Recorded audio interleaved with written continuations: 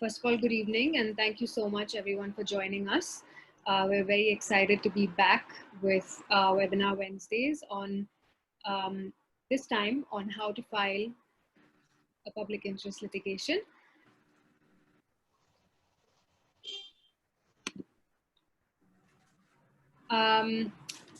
This is part 2 in the series. Last week, we also had one with Center for Social Justice where they spoke about all the prep work and sort of the foundation that comes before filing a PIL. And you see there's a link here that says part 1 available here. Jacob is just going to quickly paste that link in the chat box so that you can take a look at that recording as well. I just want to let everyone know that all the photos that you see in the webinar are photos from all of our activities at Jhatka that we've shot at events, either as hosts or as partners. Just a quick introduction to Jhatka. We are a digital campaigning organization and public mobilization organization based in Bangalore. We work on air pollution, climate change, gender and sexuality, women's rights issues, and we have been around for about 6 years now, and this is our team. We are a remote team based across India. Most of us live in Bangalore. And these are some of our photos from our blogging parties, mass distributions, and plantation drives that we've done over the past few years. I'll just quickly take everyone through our house rules for today. Let's be respectful of each other. Please note that this webinar is being recorded and also is being streamed live on our Facebook page. Please mute your microphones at all times. The event host will mute microphones as and when required. Let's try and have one person speaking at a time. We will open for questions once in between the entire presentation and also at the end. But in the meantime, please feel free to type in your questions in the chat box. And Jacob will keep track of that and we will come back to them during the Q&A. In the interest of time, of course, we may not be able to answer all the questions, but we will make sure we get back to you with the answers after the webinar.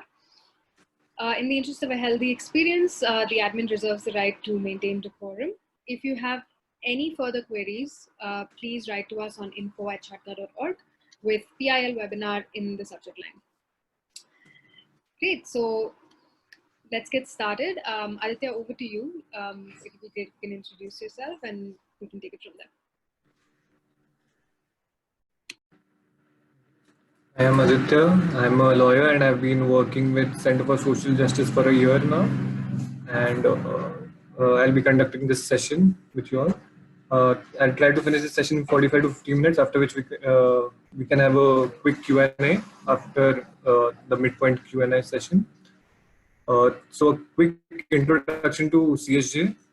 So CSJ began in Gujarat in 1993, and we use the judicial system to fight for the rights of the marginalized and vulnerable people. We have law centers in Gujarat, Chhattisgarh, Madhya Pradesh, and Jharkhand, and we believe in a holistic legal response, direct legal aid, capacity building, and law reform. So we are not just we just don't provide legal aid, but we right from legal empowerment, legal awareness to taking the case right to the court. So there are various kinds of services that we provide and various kinds of capacity building activities that we undertake.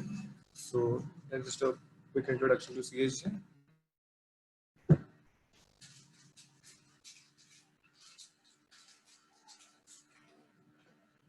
Yeah, can we move on to the next one? Yeah. These are some of the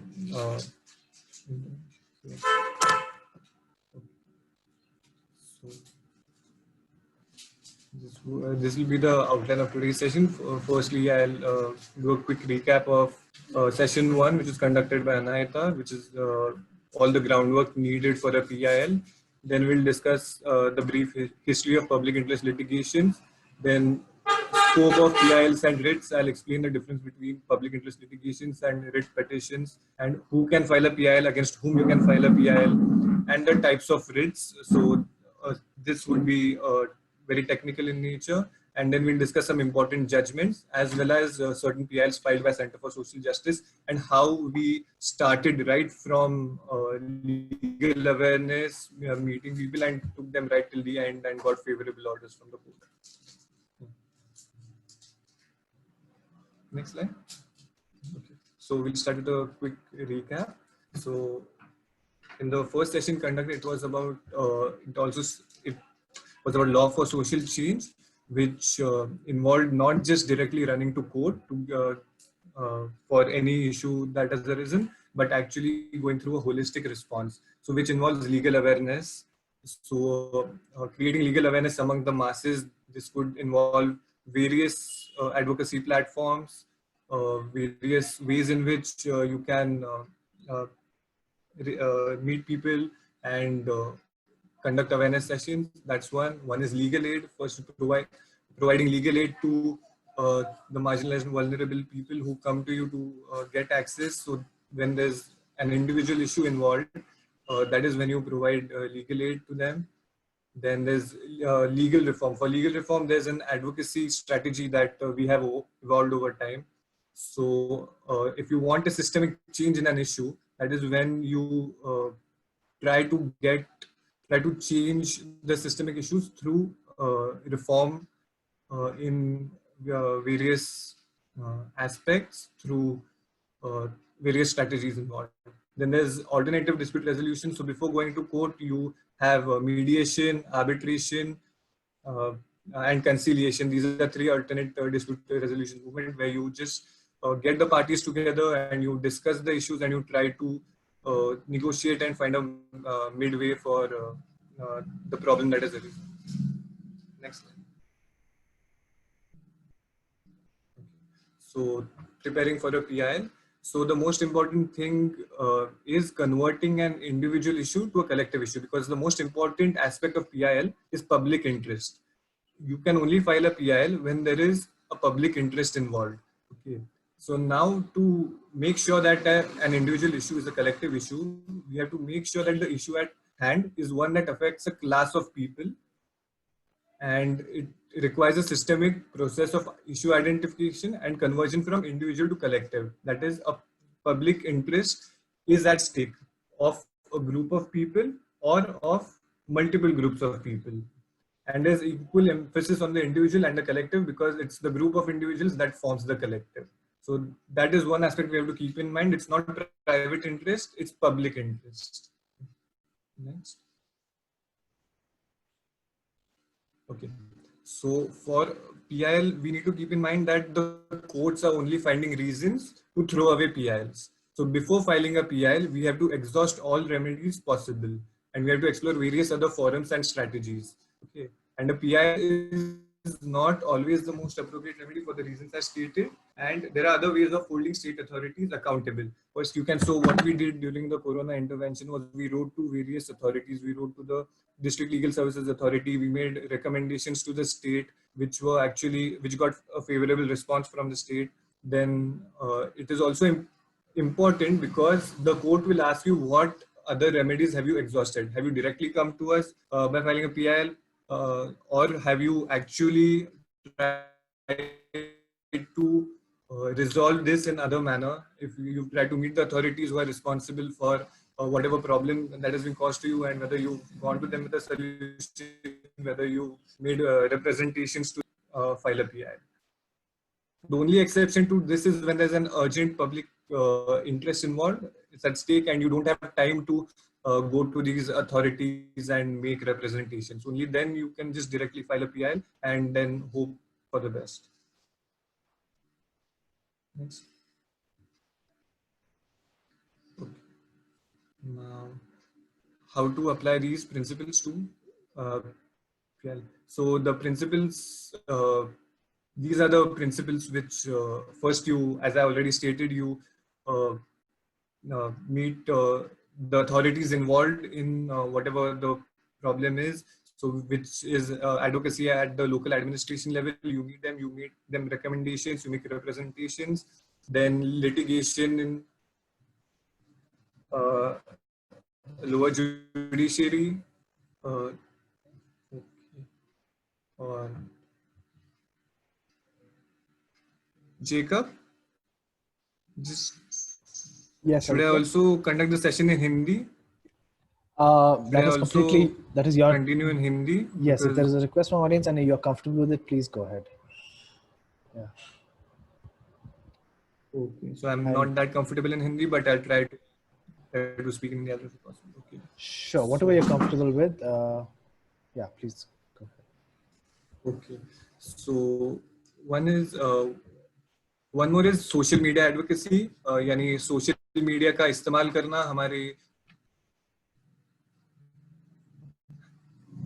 social media using social media का इस्तेमाल करना हमारे जो भी problem है उसके लिए attention Garner करने के लिए so that we actually bring this issue into a public light. That is one important aspect, so that the public is aware of this, right? There's enough media attention to this, then which also means building pressure through media, writing in newspapers, newspapers में इसके बारे में हमें लिखना, news channels में इसके बारे में इंफॉर्मेशन देना ताकि जितना अटेंशन मिल सके उतना मिले, getting as much attention to the problem as possible. Then also using RTI. RTI is an effective advocacy tool which is necessary to collect information to highlight problems or lacunae in whatever representations we are making, in whatever problem we are trying to highlight. तो RTI का इस्तेमाल करना बहुत ही जरूरी होता है क्योंकि उसमें से हम प्रॉब्लम्स निकाल सकते हैं कि क्या सिस्टमिक इशू है, क्या प्रॉब्लम हो रहा है, क्योंकि फिर ये एक बहुत महत्वपूर्ण एविडेंस बन जाता है. This becomes a very important evidence when we actually file a PIL, ताकि वो discrepancies हम सामने रख पाए. And also making applications to human rights and other commissions. NHRC is mostly a toothless body, but it does have certain powers. So that using those powers and going to the Human Rights Commission is also necessary, so that we have one more representation in our hand. If when we are filing a PIL, that we had made an application to the NHRC, and if we are lucky enough, if NHRC makes an order to the authorities wherever there's a problem and they implement that particular order of the NHRC, then we don't have to file a PIL for the same. And also using of alternative forums instead of directly using jurisdiction, directly going to courts is also an important aspect. Then stakeholder engagement, working with other NGOs and state bodies. Like during the Corona intervention, we dealt extensively with the State Legal Services Authority, because stakeholder with different state legal services authorities as well as CSO. So there was collaboration, attempt at collaboration between the two. So that is one important aspect, so that we can later show that this was what we tried to do. And so these are all the remedies you try to exhaust before filing a PIL. And if you don't get a desired result, you can actually use this as evidence.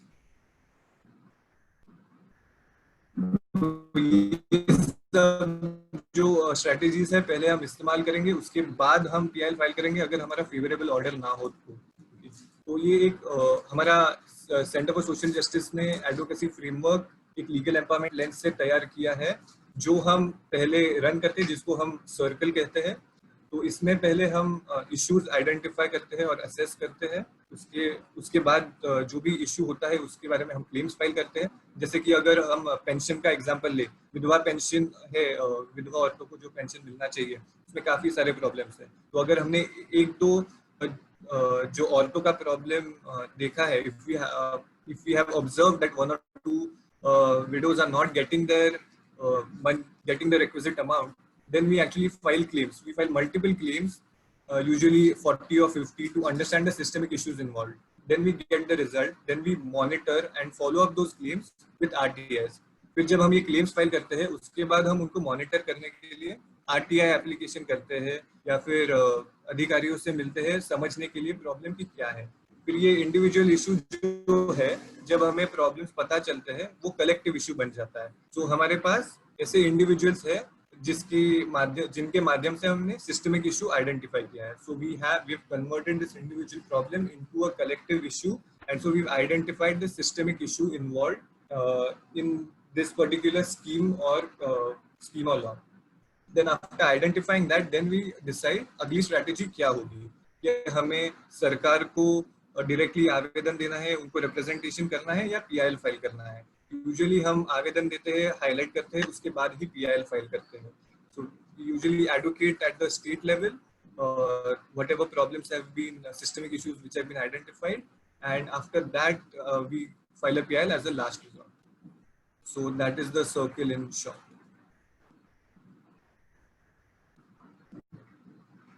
So that was a brief recap of the last session. Now we can start with practical aspects of PIL. So brief history of public interest litigation. So public interest litigation originated in the USA in the 1970s due to constant violation of fundamental rights, which they refer to as amendments, in response to constant violation of those amendments by the state functionaries.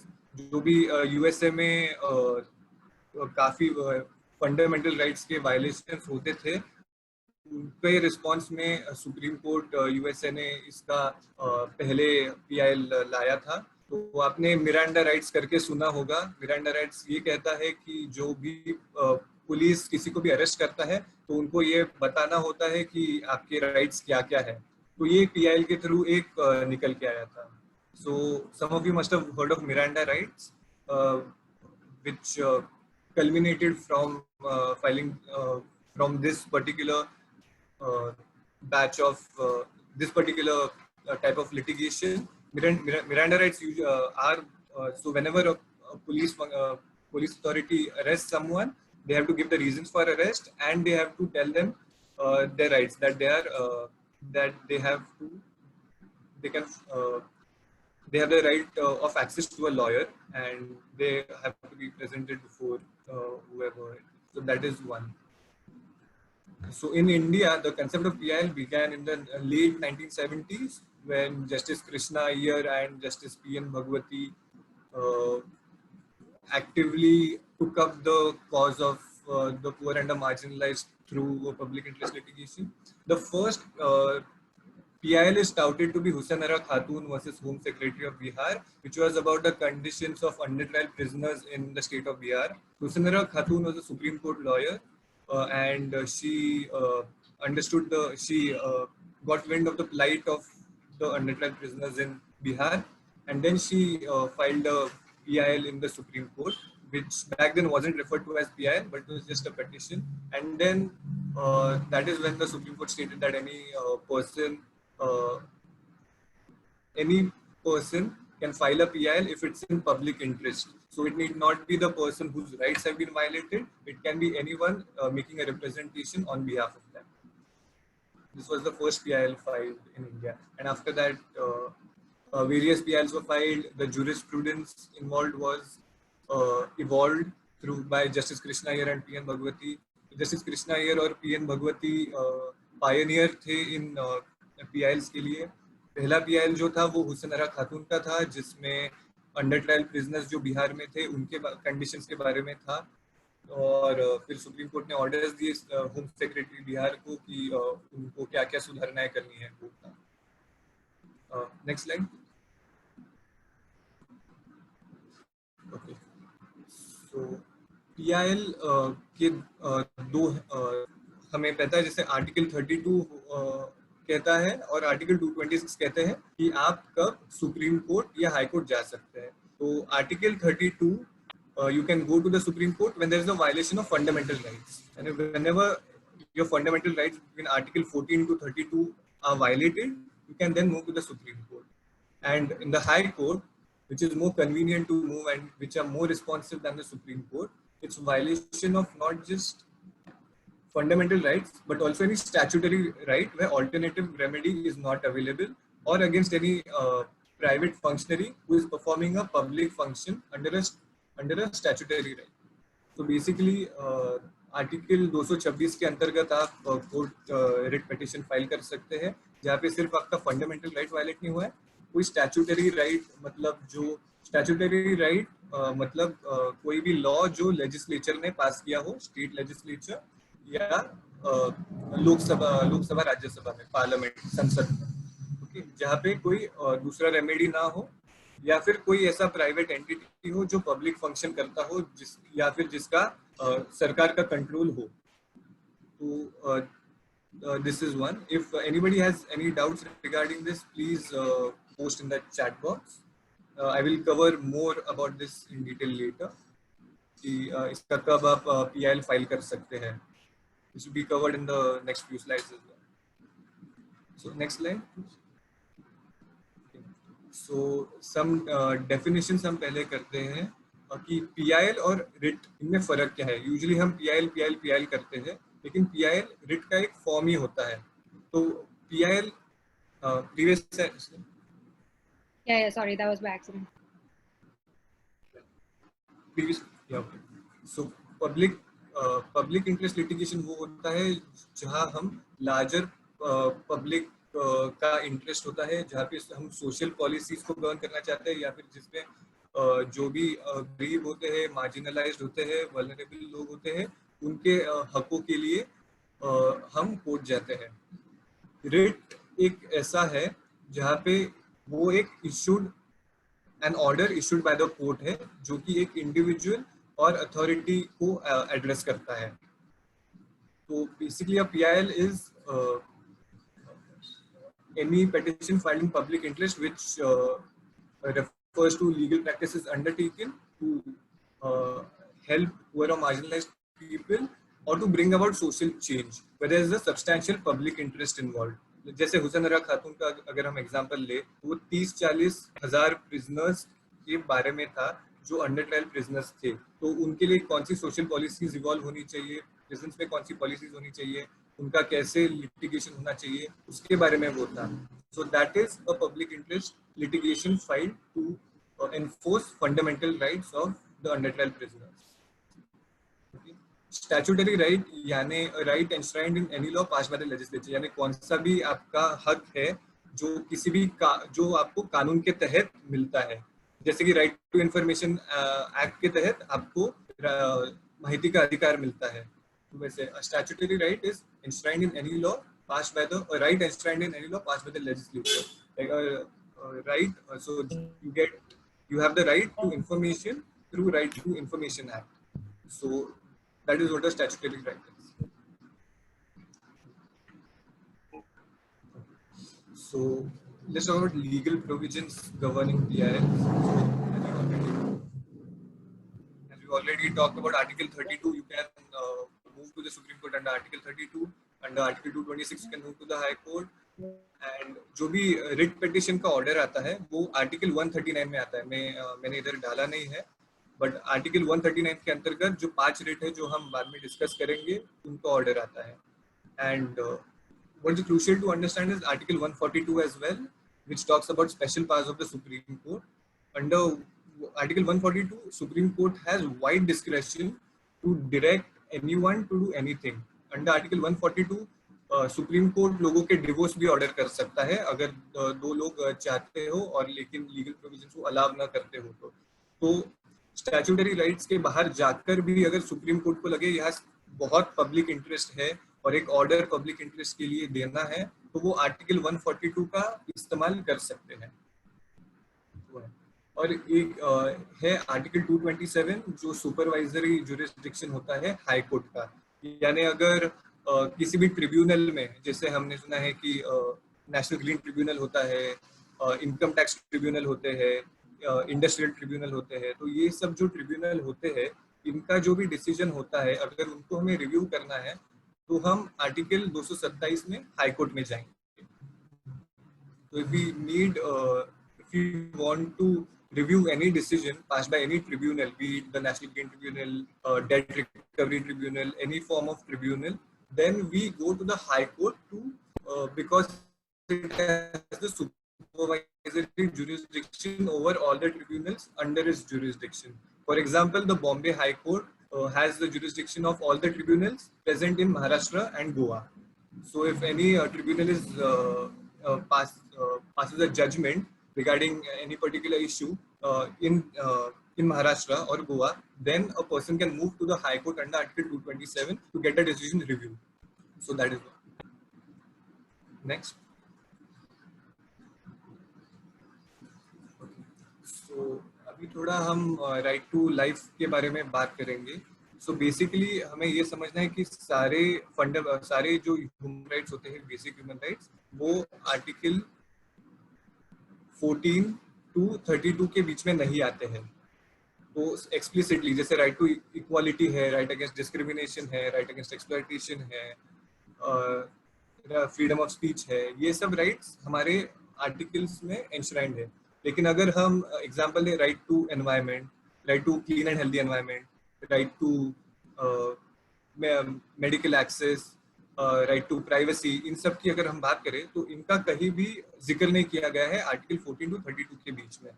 तो supreme court ने PILs के through धीरे धीरे ऐसे basic human rights जो article 14 से 32 में covered नहीं है, वो आर्टिकल 21 में रीड की है। आर्टिकल 21 कहता है कि article 21 right to freedom of life के बारे में है, कि no person personal liberty can be taken away unless by procedure established by law. तो उसके अंतर्गत सुप्रीम कोर्ट ने काफी सारी चीजें, राइट टू स्पीडी ट्रायल भी इसमें डाला है, यानी a person who is undergoing a trial should go through a speedy trial and in the interest of justice। तो ऐसे सारे फंडामेंटल बेसिक ह्यूमन राइट्स है जो एंश्राइंड नहीं है हमारे आर्टिकल 14 टू 32 में, लेकिन आर्टिकल 21 में रीड किए गए हैं। अगर मैं एक और एग्जांपल देना चाहूंगा राइट टू एजुकेशन का। राइट टू एजुकेशन भी हमारा फंडामेंटल राइट है, लेकिन वो फंडामेंटल राइट कॉन्स्टिट्यूशन में पहले नहीं था। फिर सुप्रीम कोर्ट ने उसे फंडामेंटल राइट डिक्लेयर किया क्योंकि वो बेसिक ह्यूमन राइट है। फिर संसद ने कॉन्स्टिट्यूशन को अमेंड किया और आर्टिकल 21A इंसर्ट किया और उसको फंडामेंटल राइट बना दिया। तो ये एक राइट टू एजुकेशन का एग्जांपल था। Next slide. ओके, तो अभी हम थोड़ा पीआईएल्स और रिट्स के बारे में बात करेंगे, स्कोप का। तो PILs can be filed on any issue of public interest, लेकिन हमें ये भी ध्यान में रखना है कि उस इशू के बारे में पहले जजमेंट नहीं दिया गया हो। अगर किसी के बारे में अगर बहुत ही बड़ा इशू है और उसके बारे में बहुत ज्यादा चांसेस है कि उसके बारे में पहले ही जजमेंट दिया गया हो, तो फिर हमें तो ये हमें डिसाइड करना है कि वो हमें नया फाइल करना है या फिर उसी जजमेंट को इम्प्लीमेंट करने के लिए ठीक से एडमिनिस्ट्रेटिव बॉडीज को एक्टिव करने के लिए फाइल करना है। सो a PIL can be filed on any issue of public interest, but we have to take care that the decision on that particular issue hasn't already been taken by the court, and if we still decide to go ahead with the PIL, we have to make sure that our issues are slightly different and that we try to implement it through other administrative functionaries as well. Okay. And we have to remind ourselves that it cannot be filed to enforce a private right. यानी PIL हम अगर दो लोगों के बीच में contract है और ये प्राइवेट इशू हो गया, सिविल इशू हो गया, तो वो एनफोर्स करने के लिए हम पीआईएल नहीं फाइल कर सकते, उसके लिए रिट पिटीशन भी फाइल नहीं कर सकते, उसके लिए हमें सिविल कोर्ट ही जाना पड़ेगा। और या फिर किसी का कत्ल हो गया हो, हमें पता है, और तो उसके लिए पहले हमें एफआईआर फाइल करना पड़ेगा, पहले पुलिस के पास जाना पड़ेगा। हम तभी कोर्ट में जा सकते हैं अगर पुलिस उसके बारे में कॉग्निजेंस नहीं लेता है, तो वो एक पॉइंट है। तो एक देन लोकस स्टैंडर्ड आता है कि who can file a PIL, जो मैं अगले स्लाइड में कवर करूंगा। So locus standi is an important issue as to who can file a PIL, and it's a very nuanced issue. So I will cover it in the next slide. So there's one more aspect which is important, which led to the evolution of PIL more, which is letter petitions. So letter petitions में to give you an example, अगर किसी का right कोई under trial prisoner हो, जो सुनील बत्रा में हुआ था, सुनील बत्रा वर्सेस दिल्ली एडमिनिस्ट्रेशन में एक केस हुआ था जहाँ पे पुलिस एट्रोसिटी हुई थी। पुलिस ने सेक्सुअल हैरेसमेंट किया था एक सुनील बत्रा नामक व्यक्ति का, तो उसका उन्होंने खत लिखा चीफ जस्टिस ऑफ इंडिया को, और फिर चीफ जस्टिस ऑफ इंडिया ने उसका कॉग्निजेंस लिया और उसको पीआईएल में कन्वर्ट किया। सो to So in Sunil Batra versus Delhi administration, it was a case of police atrocity wherein the police inserted a stick in the anus of Sunil Batra, which was a sexual assault, and Sunil Batra wrote about this to the Chief Justice of India, and the Supreme Court took cognizance of it and then converted that letter into a PIL. ऐसे बहुत सारे examples हैं जहाँ पे letters लिखे गए हैं fundamental rights के वायलेशंस के बारे में सुप्रीम कोर्ट को, और सुप्रीम कोर्ट ने उन्हें कन्वर्ट कर दिया है PILs में. तो एक और है suo motu cognizance. Suo motu cognizance court तब लेता है, सुओ मोटो कॉग्निजेंस का मतलब ही ये है कि कोर्ट खुद से वो एक इशू के बारे में कॉग्निजेंस लेता है. कॉग्निजेंस का मतलब है यानी खुद से वो इशू करता है, और PIL खुद से बनाता है. तो थोड़ा वर्डिंग में थोड़ा गलत हो सकता हूँ मैं, लेकिन कॉग्निजेंस लेना यानी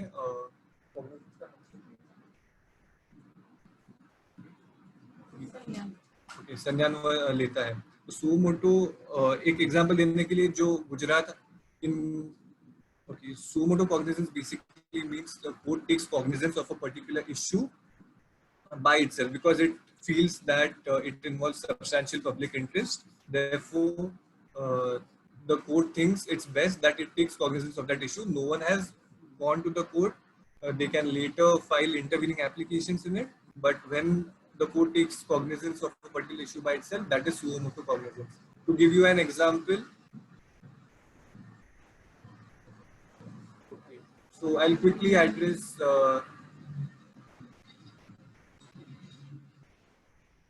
the Sunil Batra question. I will address in the Q&A session in between.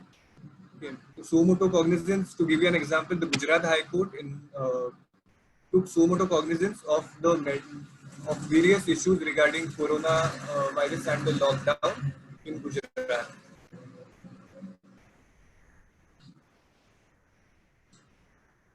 In Gujarat by itself. And after taking cognizance of the suo motu application, various organizations filed their intervening applications, and then those were heard by the Supreme Court, by the Gujarat High Court.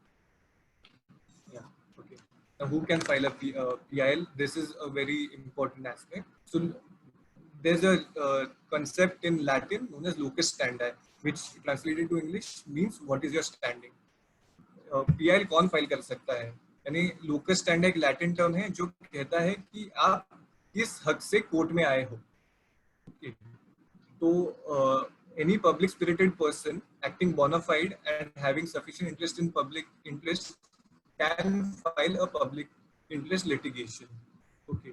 तो ये क्यों evolve किया गया था? Why was this particular aspect evolved? So this was evolved because back then in the 70s and 80s and even now, there's a very limited access to courts of the poor and the marginalized. So they rarely have access to the court because of various reasons. So therefore, to prevent their oppression and to ensure that there's representation of these groups in the courts, the Supreme Court stated that those people, not only those whose rights have been violated, but those representing those people can also file a PIL.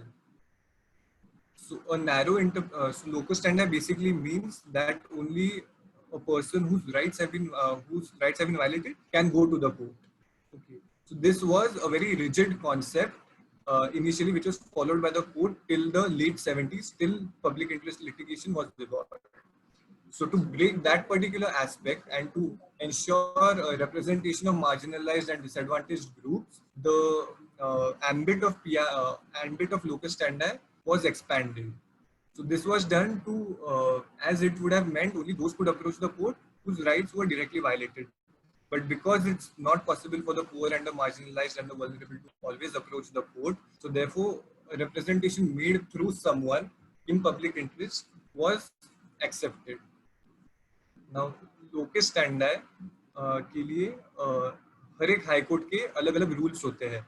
तो वो अलग आप जिन राज्यों में हो उन राज्यों में आपको आपके हाई कोर्ट के रूल्स मिलेंगे. So every high court has made separate rules governing locus standi and PILs as to who can file a PIL, registered body and registered body, private person. Usually there's a set body of judgment which states that any person in public interest? Okay, I'll address this question later. SK. Every high court has separate rules governing locus standi and PILs. That is something that you will have to look for before you file a PIL. Okay, next slide.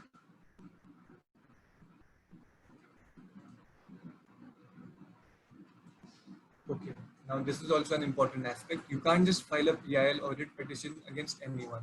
Okay, under Article 32, there's a broad range. I haven't covered Article 32 in this particular slide because under Article 32, you can only file when your fundamental right is violated. Any right enshrined between Article 14 to 32 and those evolved by the Supreme Court and read into Article 21 are those where you can file a PIL under Article 32. Now, under Article 226, you can file a writ petition against six particular institutions. Okay. One is the state, which is the government, which could mean your municipal corporation, your state government, or the central government. You can file it against an authority established by the state, like the National Legal Services Authority. That is just one example. This is just one example. There are multiple authorities which can file against. Then a statutory body. Statutory body means a body established by a legislation. Like if you consider State Information Commission, which was established with the Right to Information Act, then the National Human Rights Commission, which was established by the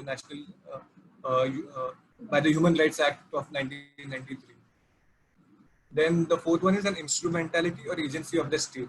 So that would mean any public bank wherein there's substantial administrative or financial control of the government, or police authorities. Police authorities are an agency or the instrumentality of the state. So you can also file a PIL or a writ petition against police authorities.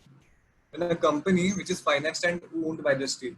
So any public limited company, you can file a PIL against, but it has to be a public interest.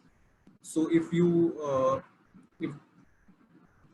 so basically a public interest, as in you cannot, to enforce a contract, you cannot file because that's a civil issue. But if it involves substantial public issue, it is then that you can file a PIL against a government corporation or any public limited company. So then this is where it gets interesting. So a private body runs substantially on state funding. So you can also file a PIL against any private educational institution, but it has to receive substantial funding from the government. So that is one important aspect.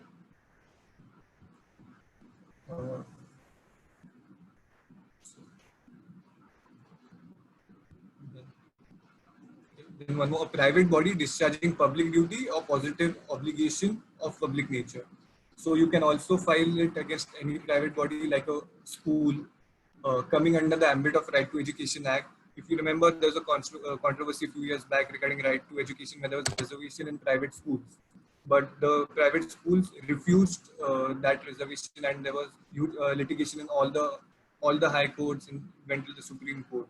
So, but you can file a PIL to enforce that particular right because it is the private schools are governed by the Right to Education Act, and it was a positive obligation of the private schools to enforce that particular right, and because it also involved a fundamental right but also a statutory right as well.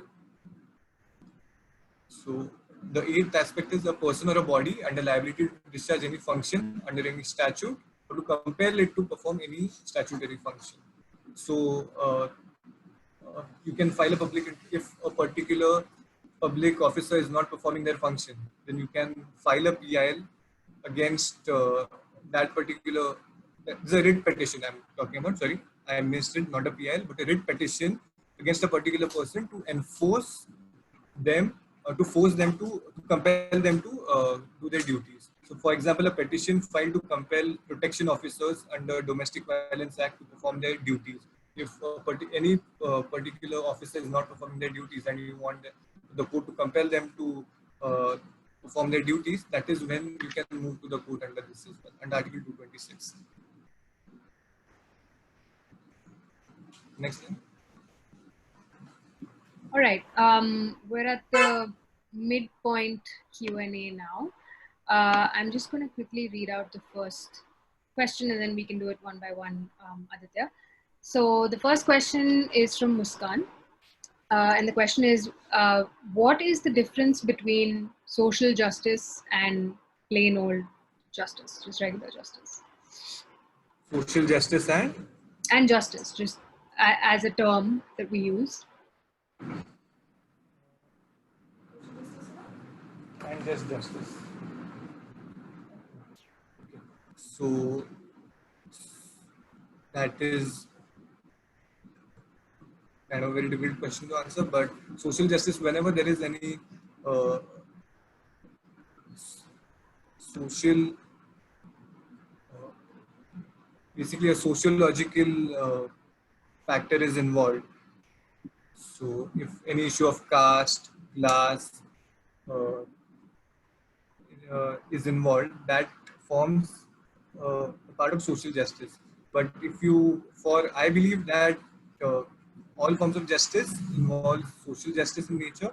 But then again, if you consider two rich people, if you going into the when there's a dispute of a contract between two rich people who go to the civil court to enforce that particular contract, and then someone's right, statutory right is obviously violated because that contract has not been followed in letter and spirit.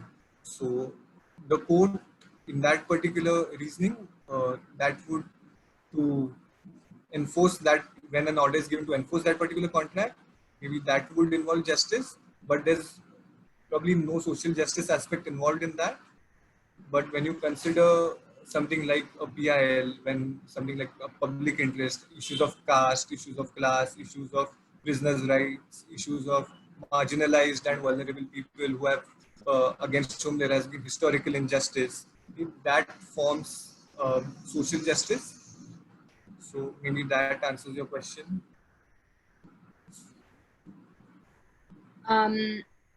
Second question is, we've seen that during the lockdown, several activists have been arrested, and some of them are still in lockup. So in this scenario, do we have a scope to file a PIL for their bail, since they were protesting and questioning the government? This is probably just an example. Divya, could you repeat the question? So the question is that during this lockdown, several activists were arrested, and some of them are still in lockup. And they were arrested basically for protesting and questioning the government. So in that case, does it have scope to file a PIL for their bail? Basically, you can file a PIL, but then it would be bad strategy because courts usually don't intervene as much when UAPA is involved. UAPA is Unlawful Activities Prevention Act, under which these activists have been arrested. And most of the time, like 99% of the times, the High Court and the Supreme Court don't intervene whenever matters of terrorism are involved. They leave it to the state to take care, and only when there's substantial reasons. For example, let me give you an example of Safura Zargar. Her bail was, she's now I think 7 months pregnant. Her bail was rejected twice before, but now this, and she's charged under UAPA, which is Unlawful Activities Prevention Act. So, and now after moving to the High Court has granted her bail under humanitarian grounds. Usually this doesn't happen. Mostly this was done because of COVID and because she was pregnant, but mostly people charged under UAPA don't even get bail. So that would be, you can file a PIL, but that would be, the Supreme Court or the High Court won't intervene if you file a PIL on this issue. Okay. I hope that answers your question. The next question is, can a collective PIL be filed? Basically, is there a maximum limit on the number of people to be party to the PIL? For example, if it's a farmer issue, how many farmers can be part of the PIL? So there's no limit to the number of people I can file, but usually what happens whenever a PIL is involved, there are multiple people involved because multiple rights have been violated.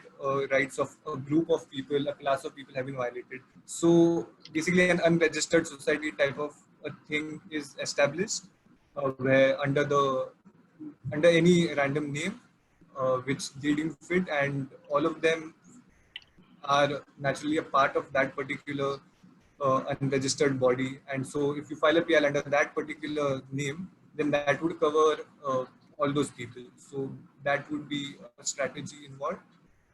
That would be one thing. Instead of writing all 120 or 130 names of people who are involved, you just form an unregistered society type of a thing and then file. But then again, this is governed by if you want to file it in the High Court, it's governed by the High Court rules. So High Court rules on locus standi, on PILs, every High Court has separate rules. So you have to go through those rules before you file a PIL or a writ petition. All right, the next question is from Anshika. It's how come the Sunil Batra case was converted into a PIL, since it was something that happened to an individual? Okay, so a very good question. Sunil Batra case was converted into a PIL because police atrocities. Sunil Batra wasn't the only victim of police atrocities. There were police atrocities are rampant all over India and more rampant back then. So therefore, Sunil Batra also highlighted the plight of his fellow prisoners in Tihar jail, not just his violation. He just highlighted the focus was his sexual assault, but he also focused equally on police atrocities happening to other victims, other prisoners. So that is how it was converted into a PIL. Okay. SK asks, what supporting documents are required to be filed in a PIL? Is that something you're going to address during this webinar? Yeah, so I'm going to be covering this. What supporting documents are to be filed. So SK, I'll answer your question when I cover that slide. And can a non-citizen of India be a party in the PIL along with others? So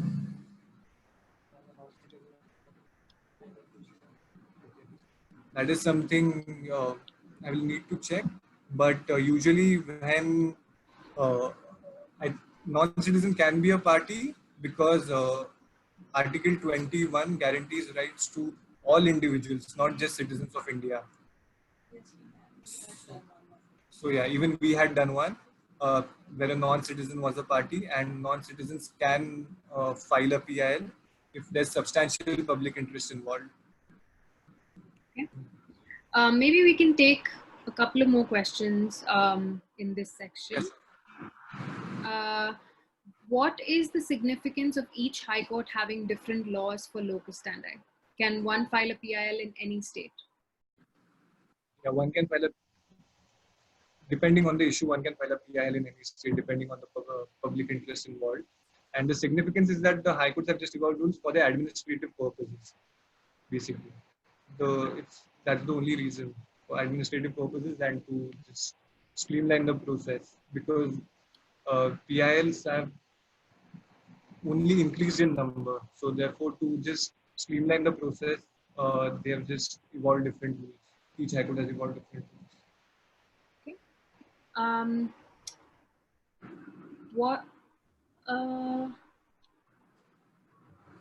Can we file a case against an educational institute which is not registered under UGC? And while admission, they confirm students of 2 degrees, which is misleading them. I don't understand the question. Chiku, do you want to ask the question yourself?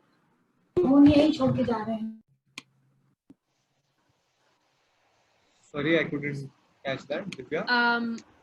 Yeah. Yeah, So, Chiku, yeah, go ahead. Yeah. So there are few colleges which tell like they are under UGC and they are giving degrees based on some universities. Okay, but they might not be registered under UGC. Like after checking out the websites and all, you get to know you are not registered under UGC. So is it like we can file a PIL against them? Yeah, you can file a PIL against them because they are performing a public function, and because it's a fraudulent activity affecting fundamental rights, you can file a PIL against this. And I think courts have already taken cognizance of fraudulent institutions. So if you want to check this, you might want to check judgments of various high courts, and even Supreme Court has taken cognizance of this particular issue. So you maybe refer to those judgments and what has been stated there. And if you want to go ahead with something like this, just maybe try and implement it through various other strategies, or even by going to court and highlighting that this activity is still rampant. This is something you can. Okay. Maybe we can continue and get back to the other questions towards the end. Yeah.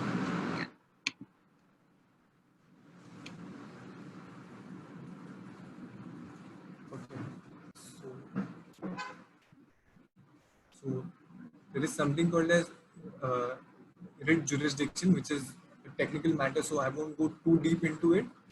So basically, I'll just explain the 5 writs which are issued by the courts. These writs are nothing but orders to certain bodies to do certain tasks or compel them to do certain tasks. Okay. So next slide, please. So there's something called a mandamus, which means to command. These are all in Latin. So I'll basically, there's no reason for them to be in Latin, but now that historically they have been Latin, so that's how writs are issued. So so I'll just go ahead and explain all the writs to you. So mandamus means to command. So this is the most popular form of writ because this is used to compel a particular public authority to perform their function. It is usually issued when any government, court, corporation, or any public authority has to do public duty but fails to do so. Court, you can only file a mandamus on the administrative side. You cannot file this against any particular judge or clerk or anyone involved. This you can file only on the administrative side. Okay. And so yeah, basically that's what a mandamus is, basically compelling any public authority to do a particular function. Next. So habeas corpus means you may have the body. This writ is issued to produce a person who has been detained, whether in prison or in any private custody as well, before a court, and to release them if such detention is found illegal. So basically, any person who has been detained by the police has to be produced before the court under 24 hours. So if they aren't produced before the magistrate within 24 hours, you can file a writ of habeas corpus, seek a writ of habeas corpus. It can also be filed against a private individual, supposing two people have married and the families are in disagreement of the marriage, and the wife and the family of the wife takes her away and takes her away from the husband. Okay, and it's been more than 24 hours. It's been days together. Then the husband or the wife, vice versa, can file the writ of habeas corpus in the court and ask them to issue a writ of habeas corpus. That is one aspect. Certiorari is means to be certified. This writ is usually issued by a higher court to quash the order passed by an inferior court. So supposedly, if any tribunal has passed any particular order and the high court is in disagreement of that order, then a writ of certiorari is issued. Next, please. So prohibition is whenever a higher court, whenever lower court goes and tries to decide on a particular issue which it has no jurisdiction over. Jurisdiction is the power to decide any particular issue or to try a particular case. Then the higher court issues a writ of prohibition, saying you have no right to try this case or go ahead with this particular litigation. Now, quo warranto, which means by what authority are you holding this position? Yeah. So this writ is usually issued to restrain a person from holding a public office. A good example of this is this writ can be issued when a statutory or constitutional office is held beyond the stipulated retirement age of the person. So if the age of retirement for Supreme Court judges is 65, and if they have crossed that particular age and are still Supreme Court judge, then this particular writ can be filed in the court, seeking this particular writ, asking that particular judge by what authority are you still a judge of the Supreme. This is just an example. This has never happened before. So now we'll move ahead to the practical aspects of filing a PIL. So as has already been discussed in the previous session about background research and circle framework, which I ran through in the previous slides, that's the process of getting ready for a PIL, for any advocacy strategy. Okay. And the most important thing is collecting all information in detail, all sorts of documents, photographs of people whose interests have been affected, talking to them, collecting affidavits, collecting all possible documents which you can produce as evidence to convince the court that this particular fundamental right or statutory right has been violated. Okay. And the petition obviously has to be addressed to the court within the respective jurisdiction. So if you're filing a PIL in the Bombay High Court, you have to address the petition to the Bombay High Court. And you also have to state unequivocally your statutory and fundamental rights which have been violated. Because, yeah, that's it. So this was already covered by me in the previous slide, so we can move on to the next one. Okay, now, content of a PIL. What is a PIL? A PIL petition should contain. So firstly, the court to which the petition is being addressed, the names of parties, the index, there has to be an index on the front page as to on what page what has been mentioned, the constitutional provisions under which the court has been approached. So it could be under Article 226 if you move to the High Court, and under Article 32 if you move to the Supreme Court. Then a detailed timeline of events. If you form a tabulated detailed timeline of events, if it's the case of, let's say, eviction, then when did you get the notice of eviction, whether you were heard by the authorities, the date of when you were heard by the authorities, the date of notice of eviction, when you were evicted, when the date of rehabilitation, all those, if you have been rehabilitated. So all those, a detailed tabular form of timeline of events, because it makes things easier for the judge as well, and it forms a good petition. It's encouraged to just streamline the timeline of events and explain it to that. Then detailed description of events in the petition. So you have to be detailed in everything that you write. You cannot afford to leave out any particular detail which is necessary. Therefore, a detailed description of events has to be written, which form the facts of the case. Then the grounds for approaching the court. What are the grounds? What are your statutory rights which have been violated? What are the fundamental rights which have been violated through state action or inaction? That has to be mentioned in the grounds of the petition. Then your annexure to support the facts stated in the petition. Your annexure, nothing but your documents, your photographs, your affidavits, whatever that you have, whatever documents, they are annexed to the petition. And then you refer in the whenever you highlight a particular issue in the draft, in your draft you mention annexed as A1 or annexed as A2. So that's why that is what annexed to support the facts of the facts stated in the petition. There's one question which somebody had a doubt regarding the difference between annexure and exhibit. So an annexure, as I already stated, is filed when you file a petition or file a plaint before a civil court. Exhibit is an issue of evidence. You have to prove that particular evidence in a trial. Exhibit is evidence used in trial, and first you have to prove the admissibility of that particular evidence, and only then it is accepted as exhibit. Then it is attached by the court as exhibit. So I hope that answers the question. Then in the petition itself, what is the relief sought? What are the directions sought or writ sought to be issued? So if you want to compel a particular public authority to do a particular function, then you seek a writ in your prayer section. And if you are not sure of what writ you want, so then you just generally write any appropriate directions that the court may deem fit. That would be the relief sought.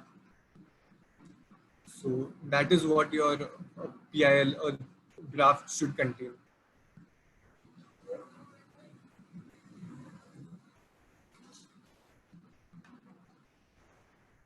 Okay. So,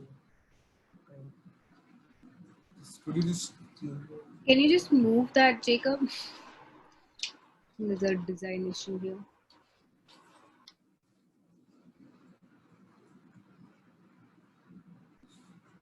So the next slide is about collaboration of legal aid services authorities with civil society organizations and any person of public interest. Okay, so by virtue of there's a statute by the name of Legal Services Authority Act, okay, under which, as I might not have mentioned it earlier, but legal aid is a fundamental right under Article 21. As I already stated, not all fundamental rights have been covered under Article 14 to 32, but courts have read certain rights into Article 21. And access to legal aid is that particular fundamental right covered under Article 21. Now, after it was declared as a fundamental right, the legislature passed the Legal Services Authority Act, through which national, state and district legal services authorities were established to provide legal aid to all those people who are in need of legal aid, to the marginalized and the underprivileged section of society. So by virtue of Section 4D of the Legal Services Authority Act, it is the obligation of the National Legal Services Authority Act to encourage social justice litigation, which is nothing but public interest litigation in the form of social justice, socio-economic justice, socio-political justice. Can you just move the screen a bit?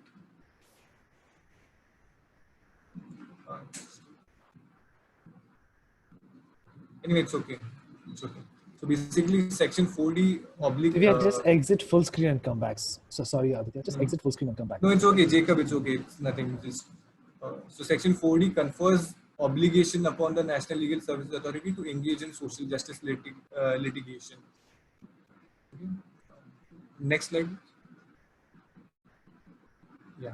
And Section 8 of the same Act states that in the discharge of its function, the State Legal Services Authority has to act in coordination with civil society organizations, with universities, with other bodies, promoting the cause of legal services to the poor or encouraging social justice.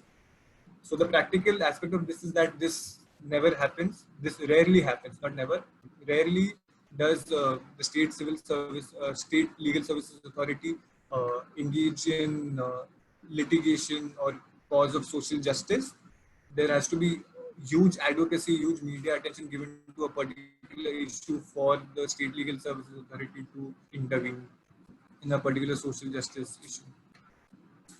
Next slide, please.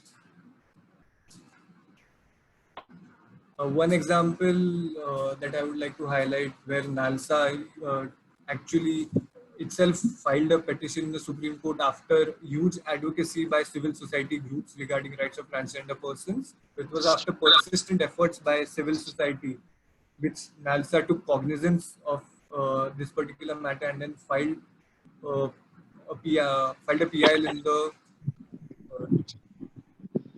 Supreme Court for the rights of transgender persons, for them to be recognized as a third gender. So that is one crucial. So now let's discuss some important judgments over which have been filed over the last 30 years. Husainara Khatun has already been discussed by me. Sunil Batra was also discussed. So one is regarding rights of laborers, which is about the Asiad workers case. So in Delhi, this issue is regarding uh, minimum wages, uh, bonded labor, interstate migrant laborers. So migrant laborers going from one state to other, and their rights, because they were not paid minimum wage. They were working in atrocious conditions, and then PUDR, Public Union for Democratic Rights, filed a case in the Supreme Court regarding Asiad work, regarding highlighting their plight, highlighting their issue. And then that became a huge PIL, and then the Supreme Court gave appropriate orders to the Delhi administration to enforce the legislation which was at place at that time. And this is also in violation of Article 23, which is right against exploitation. So that was this particular case. Bandhuha Mukti Morcha was a PIL which was about bonded labor, where the Supreme Court gave strict directions to the Union of India to implement, uh, stating that it is a violation of bonded labor is a violation of fundamental rights. The uh, the legislature actually passed the Bonded Labor Act. So that is a part of a PIL. After a issue has been highlighted multiple times, and the Supreme Court has given a judgment and has strictly stated that a particular fundamental right has been violated and the legislation is required, then the legislature might legislate on that particular topic. Having said that, I would like to clarify one thing. The court cannot direct the legislature to enact a law. That is one important aspect which needs to be cleared up. Under no circumstances can the Supreme Court or the High Court direct the legislature to enact a law or pass any particular law. So that is an important thing that you need to remember. You can ask them to intervene, you can but you cannot ask them to enact a particular legislation. Next slide, please. So one is regarding freedom from police atrocities, which was Prem Shankar versus Delhi administration. So it was observed that police were treating under trial prisoners whenever they were taking them to court, or after arresting them, that they were handcuffed. They used to tie chains to their legs, and so this was touted to be inhuman by many people, and so therefore again a letter petition was written on the basis of a newspaper article regarding this to the Supreme Court, and the Supreme Court took cognizance of this matter, and this was a judgment delivered by V.R. Krishna Iyer, wherein he stated that handcuffing has to be resorted to as a last resort, only when there is no option, only when the prisoner is actually very the crime that he's charged with is very dangerous in nature, only then can you handcuff him. But this is not implemented. Even after 30 years, you will see even people charged with petty crimes being taken to court in handcuffs.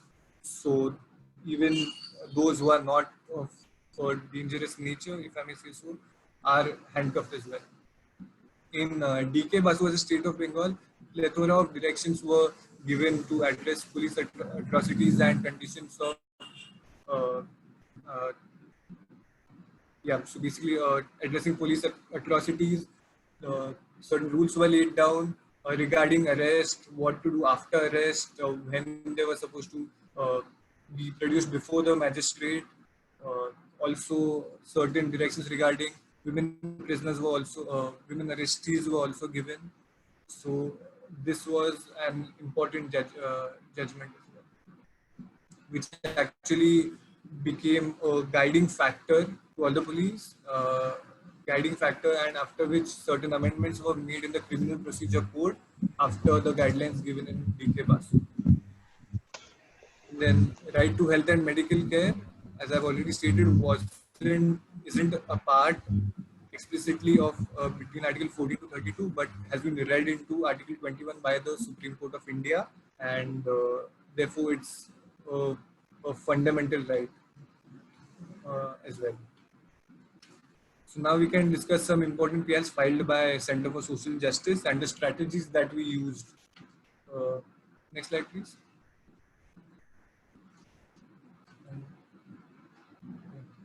The strategies that we use. So let me start with our intervening application that we filed in the suo motu PIL on the corona lockdown in the Gujarat High Court.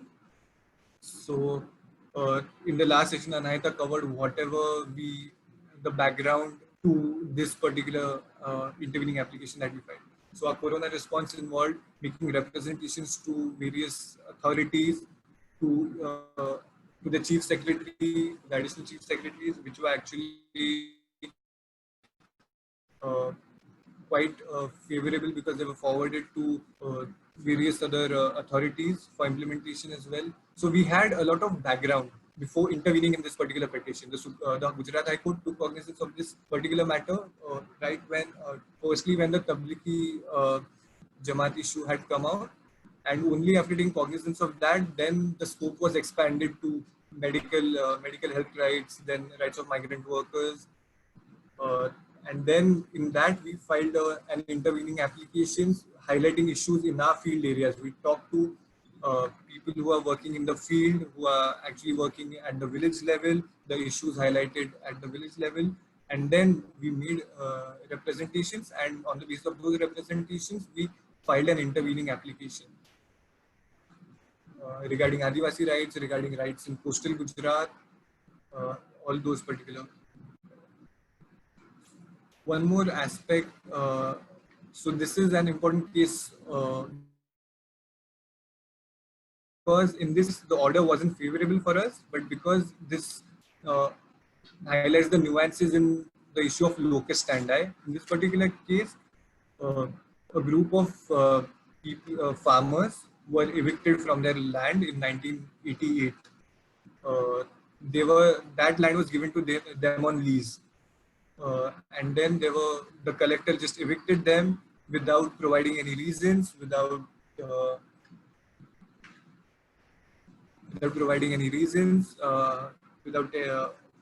conducting a public hearing, and then a PIL was filed by another lawyer in the Jabalpur High Court. Back then it was in Madhya Pradesh.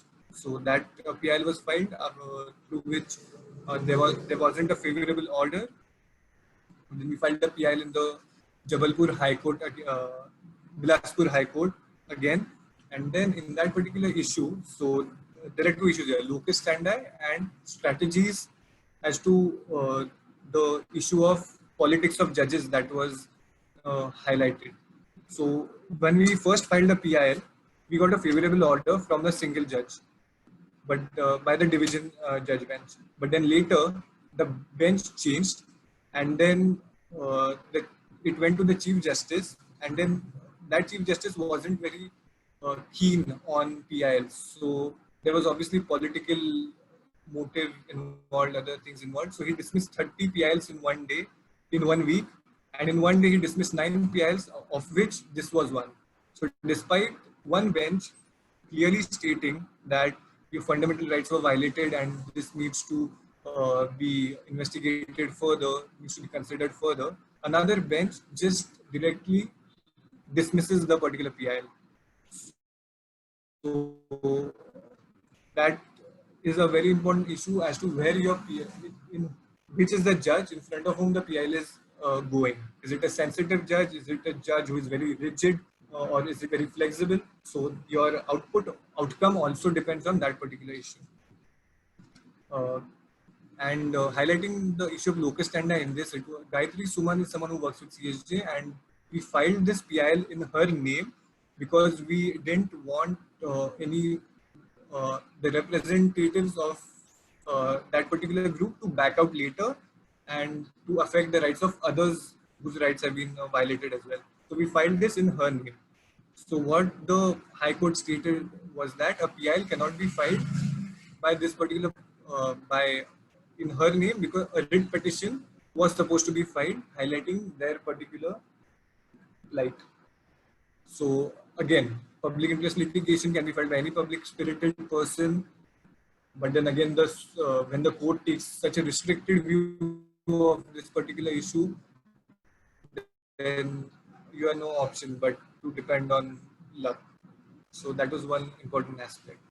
Then Asil Manch was the state of Gujarat and Rekha Rani was state of Chhattisgarh were two similar cases, which was about implementation of the domestic proper implementation of the Domestic Violence Act. So this was filed by us by running the circle framework that we stated. So we identified systemic errors in the implementation of existing laws. So the protection officers in this particular case weren't performing their duties as they were supposed to. So therefore, we investigated the matter further in Gujarat, Jharkhand, Chhattisgarh, and then after identifying systemic issues, after identifying what the problem was, then we filed a PIL stating that these were the particular issues, these are the particular lacunae in implementation of this particular law. And then the court took cognizance of that particular issues, and in Chhattisgarh, they even asked us to frame recommendations. So it doesn't, so PIL doesn't need to be always against the state. It can also be collaborative in nature. Just because it says versus doesn't mean it's always against the state. Even in the Corona lockdown, which was about the intervening application, right? It was working with the state instead of working against the state. So there are two forms to PILs. So then one more is Chetal Bhai, Soman Bhai, and this was the state of Gujarat, which was another case where we ran the circle framework, where we identified issues in the coast where there were no protection walls, there was no medical aid given to those at sea. There used to be plenty of accidents. So we filed RTIs, we talked to people, we collected a lot of information. Then we made a representation to various government authorities, after which we filed a PIL in the High Court. And then we were able to get a favorable order from the High Court. The High Court ordered construction of protection walls. They ordered sea ambulances to function at the coast, and investment of worth rupees 10 crore was done because of this particular PIL. So that was one huge impact that we had that particular through this particular PIL. Another one where another strategy that we used was in Ajit Bhai Shukar Bhai Patel was the state of Gujarat. This was a case about Forest Rights Act, so rights of scheduled tribes in and other forest dwellers.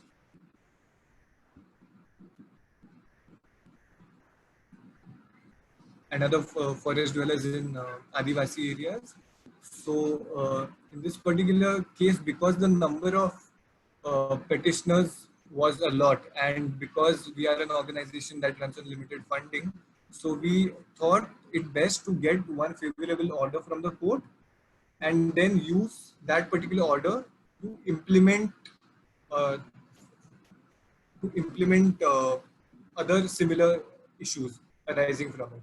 So to answer the question which was asked before, that if there are multiple people be parties in a PIL, you can also use this strategy where you can file a PIL under one or two names and then use that particular issue to expand the ambit and use that particular judgment to enforce the orders of the court. So yeah, that is it. Okay. All right. Let's. Thank you so much for that. Let's address some of the questions. What is the critical number to say it's a public issue? Can a PIL be filed on behalf of a small section of people?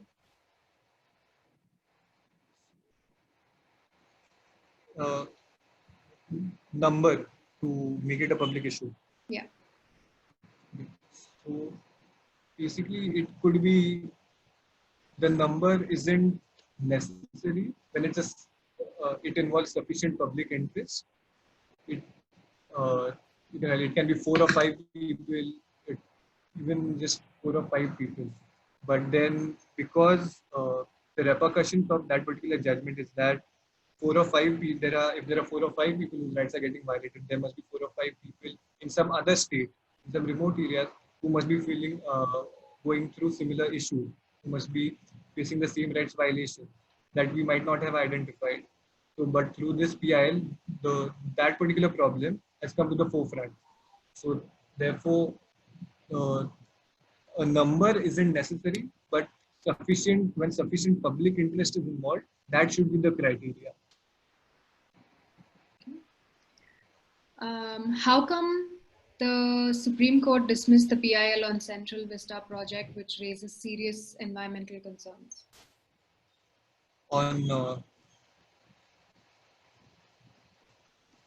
Divya, I didn't quite catch you there.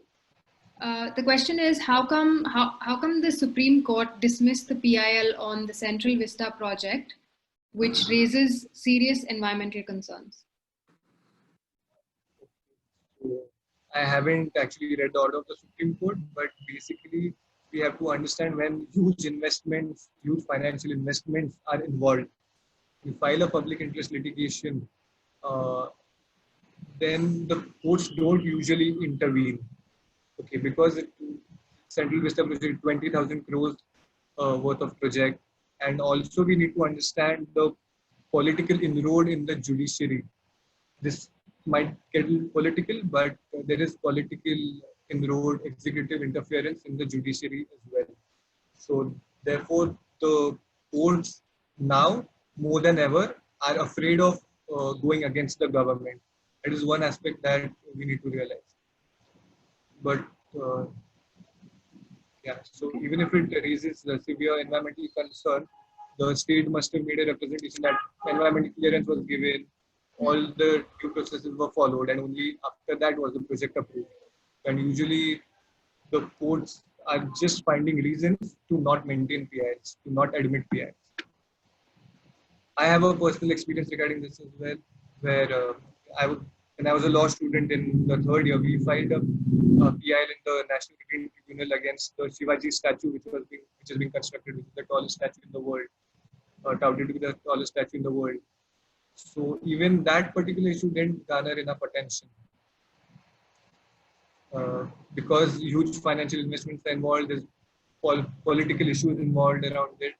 So therefore, whenever there are huge political issues involved, the Supreme Court refrains from intervening.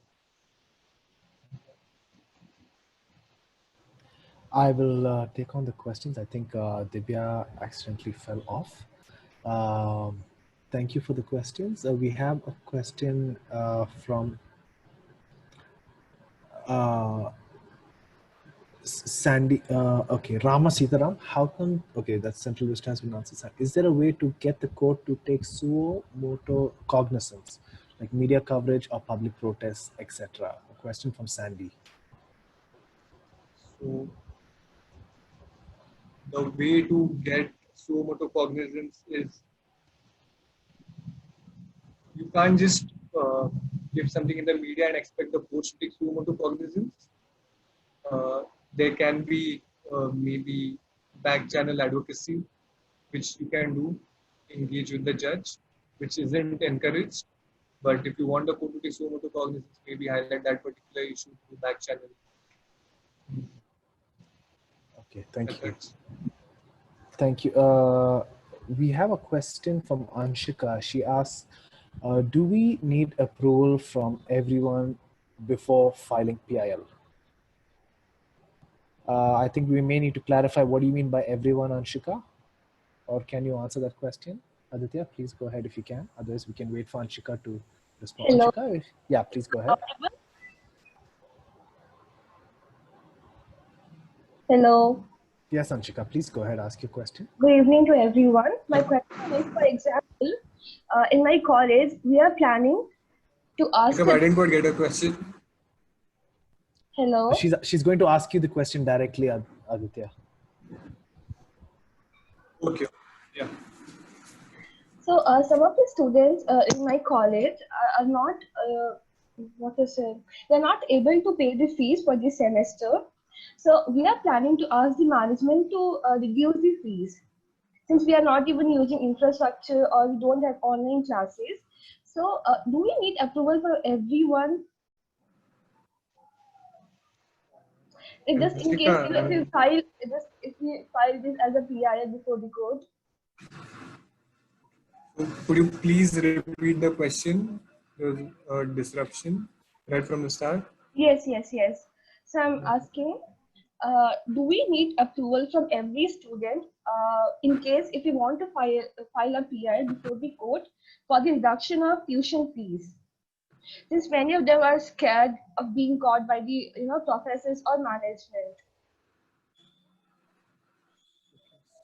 So you basically don't want the fees to be paid for the semester, is what you're saying. Yes, reduction of tuition fees. Okay. What's the reason for that? Not everyone is able to pay for this semester. Okay, And that we are not is even using the infrastructure, or we don't have any online classes. okay. But are you getting promoted to the next semester? No. We haven't got There is no. any information. Hmm. They are asking us to pay the semester fees like for next semester. So this is, see, if you are I think because your college degree is going to continue, and basically, will you be giving online exams? Will you be, if you're getting promoted to the next semester, then they can ask for fees, even if you're not using any uh, college facilities, because mostly here in India you pay for the degree instead of the education. So that is one aspect. So Okay. I don't think filing a PIL would do anything, because if they're promoting you to the next semester, then I don't think there's any chance of there being a waiver of fees. Uh, Okay, sir. Okay, thank and you. wait, is it a government? No. This is private university. Is it funded by the state? No. No, it's private. So if this is entirely private, then and there's absolutely no state control, then no. I think. Okay, we'll have to keep rolling forward because we are already over Thank you, time. sir. Yeah, thank you, Anshika. Thank you for your question. Thank you for responding, Aditya. We have a question from Muskan. How much does it cost to file a PIL in India? Can it be filed only in high courts? Also, if I file a PIL in the court, can the rogue elements of the PIL go against me?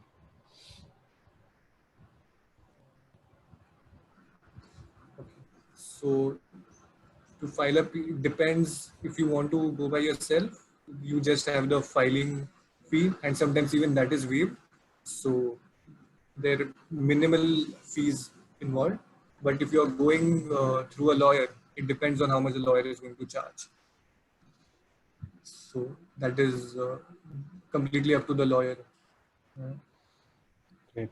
But rogue elements of the PIL go against. So it depends on what issue you're highlighting, because there's definitely a chance of that. But could you just expand on that, rogue elements of the PIL? Can we have Muskan expand on that, please? Muskan, if you don't mind, if you're still online, can you please expand on your question we are addressing? Muskan Anand. Aditya is asking if you to expand on what you mean by rogue elements of the PIL.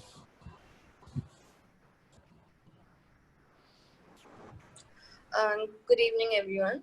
So, by the rogue elements, I mean, what if I'm saying what if I'm issuing a PIL and the judgment goes against me, like some mishap happens and it just goes against me and some mishap happens. So, that is what I meant by rogue elements. The judgment goes against you. Yep. So no, nothing will happen. So there's no rogue element. Rogue elements, if you file a PIL on a substantial issue and there's you file against very powerful people. Yeah, that's what I mean. That's what you mean. Okay, if you file against powerful people, then yeah, you have to be brave enough to file against powerful people, because there's always a chance of them, because historically that has happened, of Okay. them, yeah, blackmailing you. Okay. Thank you for this response. Thank you for that question. We have another question, Aditya. Can a PIL be filed for the lack of laws or legislation to address an issue? For instance, the rape of men. I repeat, can a PIL be filed for a lack of laws or legislations to address an issue? For example, rape of men. Yeah, definitely. A PIL can be filed for lack of laws or legislation. To give you an example, sexual harassment at workplace was an issue which came before the Supreme Court in 1997, uh, where there was no legislation governing sexual harassment at workplace, but the Supreme Court gave guidelines regarding it. And then 16 years later, in 2013, Prevention of Sexual Harassment at Workplace law came into force. So definitely, if this is a very important issue, and if there's a lack of policy or legislation highlighting a particular issue, then you can definitely go to the court regarding this. This is sufficient public interest. We're going to quickly wrap this up. One question from SK: Can a non-citizen of India also be party in the PIL along with others? Can a non-citizen of India also be party? Yes, they can, when there's a violation of Article 21, but that would be bad strategy, basically. There's no need for a non-citizen to be a party to a litigation when there's already an Indian citizen who's party to a litigation.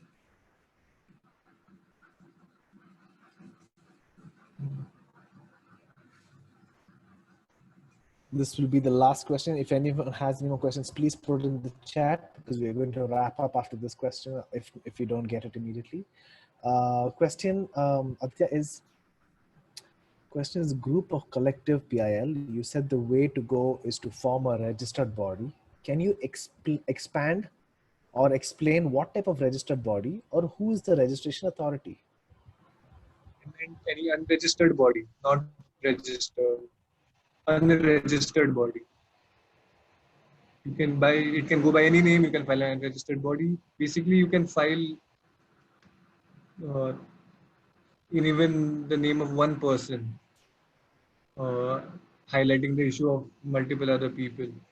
Or you can file an unregistered body because it's a similar issue and a similar group of people. You just form an unregistered body of a group of people, and then you file it through that.